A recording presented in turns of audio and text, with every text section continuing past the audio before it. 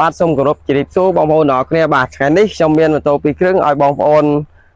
យល់អំពីថាប្រយោជន៍ម៉ូតូអញ្ចឹងបងប្អូនតាមដានមកបន្តិចមកចំណុចម៉ូតូនេះដែរគឺកង់វាគឺល្អក្រាស់មែនទែនបាទហើយរូបរាងវាគឺស្អាតដែរជង្គៀងគឺសល្អភ្លើងវាបាទហើយរូបរាងវាមើលតាំងពីក្រោមរហូតមកដល់លើខាងនេះអញ្ចឹងគឺសស្អាតមែនទែនអត្ថប្រយោជន៍របស់វាបើសិនជាបងប្អូនជិះនៅភ្នំពេញធម្មតាមានស្ពានណាបងប្អូនបាទមានស្ពានឡើងអញ្ចឹងគឺមូលយកអញ្ចឹងវាជួយកុំឲ្យធ្វើទុកម៉ាស៊ីនហើយយើងជិះគឺល្អមែនទែន smooth ល្អថាប្រយោជន៍របស់វាបាទអញ្ចឹងចំណុចម៉ូតូនេះដែរគឺវាស៊ីសាំងតិចពីនេះដល់ភ្នំពេញអីអាចអស់តែ3លីត្រទេបងប្អូនបាទ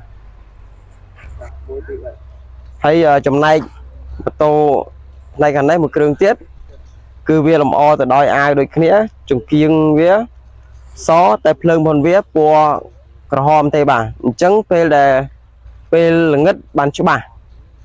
រឿងច្បាស់ល្អតែបើសិនជាចូលទៅតាមដីក្រុងរាងចាញ់ពន្លឺភ្លើងខាងក្រៅបាទអញ្ចឹងរូបរាងគឺស្អាតមែនទែនកម្មសំណុំស៊ីនទាំងអស់គឺស្អាតបាទ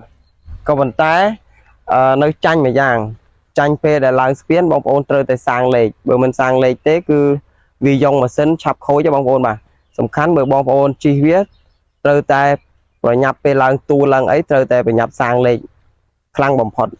ហើយគឺត្រូវប្រយ័ត្នបំផុតបើមិនអញ្ចឹងទេគឺវាឆាប់ខូចស្បែកញាក់ផងវាហ្នឹងហើយមើលខាងក្រោយគឺធ្វើមកតែងស្រស់ស្អាតមែនទែនបងប្អូនបាទហ្នឹងហើយចិត្តទាល់អីហ្នឹងគឺល្អបាទកន្លែងសាងលេខសាងអីហ្នឹងគឺល្អសំណុំ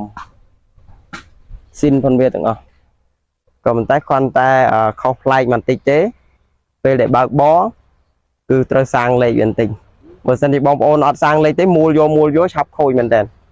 ថ្ងៃបងប្អូនអរគ្នាការ review អំពីម៉ូតូទាំងពីរគ្រឿងរបស់ខ្ញុំនេះគឺដល់ទីបញ្ចប់ដែរចុងក្រោយសូមអរគុណបងប្អូនជាច្រើនដែលបានទស្សនាវីដេអូខ្ញុំតាំងពីដើមរហូតដល់ចប់